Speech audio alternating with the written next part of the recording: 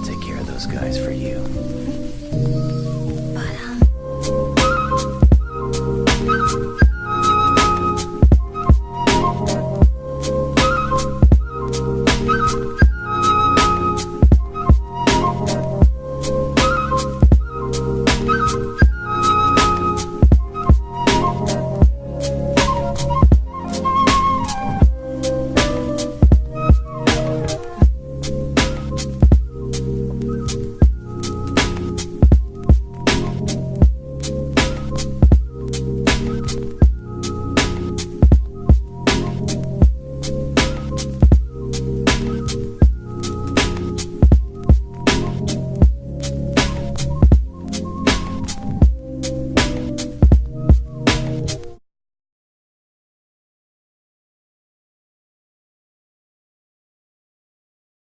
What is going on, YouTube land? I am Chris Catalunya. Before we get into this shoe review today, go ahead and check out my Instagram, Chris Catalunya with the underscore at the end. Go ahead and like, subscribe, and hit that notification bell so you know when I upload a new video. This video is sponsored by AIOBot, who assisted me in catching the Satin black toe ones. AIOBot has helped thousands of users and sneakerheads like myself catch highly coveted sneakers at retail price on their release dates. AIOBot has had more than 200,000 successful checkouts on Adidas, Foot Sites, Mesh, Shopify, etc. It just keeps going on. And for the landmarks alone, there are over 10,000 successful checkouts. A lot of people have been making profit whether buying or reselling shoes using AIOBot. Like this shoe, for example. This is reselling at a pretty high price right now. So whatever your goal in mind, if you're trying to make profit, if you're trying to add a shoe to your collection, or if you're just making YouTube shoe reviews, AIOBot is probably the right investment for you. It's also one of the few bots that are available today at a reasonable price. 2, they also provide a Discord group in the event that you need some assistance in setting up your bot and need to know about the latest releases coming up. AIOBot developers are always standing by making tweaks to the platform in the event that checkouts change. Come on guys, stop taking L's on highly coveted shoes and get those W's using AIOBot. Links in the description below. Alright, let's get into it. In hand, I have the Jordan Satin black toe ones, and it's just really crazy to see how this shoe has been performing in the resale market these past couple of days. Now let me inform you, this is a women's shoes, but that didn't stop people from all walks of life to try to acquire this shoe. Now for women, these were being offered from a size 5 to a size 12. Now to get your men's sizing, you would add 1.5 to get that men's sizing. So I normally wear a size 8.5 in Jordans, that would be a size 10 in women's. In converting these women's sizes to your typical male size run, this was being offered in a men's size 6 to a men's 10.5. My first impression, looking at the blog pictures and just seeing that satin at the heel and at the ankle, just looking at it and seeing it have that cord effect, that piping effect, I really wanted this shoe. These are quality. Concerning the release of the shoe, these were pretty limited. Your typical mall retailers, your Foot Sites, your sneaker boutiques, they all got this shoe, but they received a small quantity, a small batch of these shoes. These satin black toe ones, they retailed at a price point of $160 USD. Add your tax and your VAT just based on where you reside. Looking at the resale market, looking at StockX, looking at Go, these are hitting quite astronomical numbers, and I don't think anyone really anticipated these numbers to be super high. Your normal women's size is a size 5 to about a size 7. They're hitting about $600 to $800 a piece. As you start to get into men's sizing, which starts at your women's 7.5 all the way up to a 12, those are hitting anywhere between your $600 to about $1,200, which is super just mind-boggling. It's getting kind of out of hand, and who knows where it's going to stop.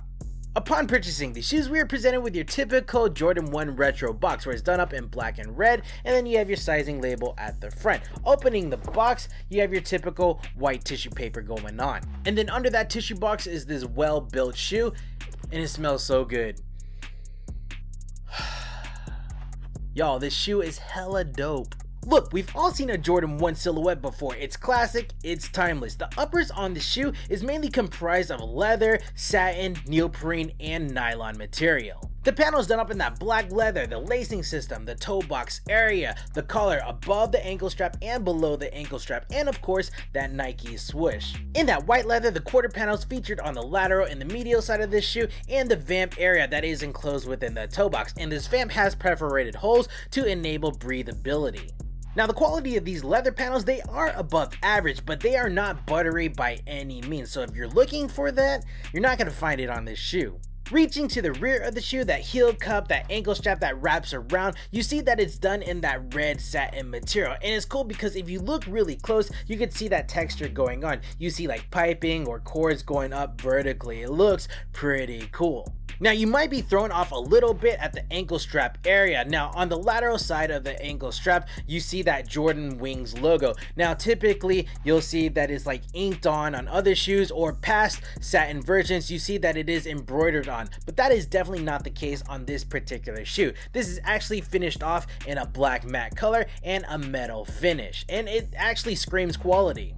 Moving on to the lacing system, and this is actually where Nike or Jordan gets a negative point. It's the fact that they only provide us with one set of laces. It's of a black color, a flat shape, and a cotton build. It would have been cool if they would have included like a black waxy coated lace or a set of red laces, like something to give us more variety. Behind those sets of laces is the padded tongue, which is enclosed within a nylon fabric. At the top of the tongue, you'll see a woven label in white with Nike Air stitched in black. If you know me by now, you know that I love neoprene lining on my Jordan 1 shoes, and this has that neoprene going on, done up in a black color, and it is padded on the lateral, the medial, and the heel of the shoe to provide you some extra comfort. Removing the insole, the fabric bed is done in a white satin-like material placed on a thin piece of blue foam, and at the heel, you'll see that Nike Air logo done up in black. The midsole is done in your typical Jordan 1 form, where it's made out of a rubber compound which enables durability, and it is outlined in this white color all the way around the shoe. There is an air unit at the heel of the shoe. It's not a full length unit, it's just at the heel to provide some cushioning. The outsole, it's done in red, and it attains your typical Jordan 1 traction marks, where you have the circles, the Nike branding right here, and your grid mark system right there, and is made out of a blown rubber to enable flexibility. Sizing, normally I'm rocking a size 8.5 or a 9 US, 8.5 being my true to size. Now, in converting that up to a women's size, you have to add 1.5 to your men's size, so that means that I needed a 10 in a women's shoe. And yes, in putting on the shoe, it feels like my true to size or my normal Jordan 1 shoe.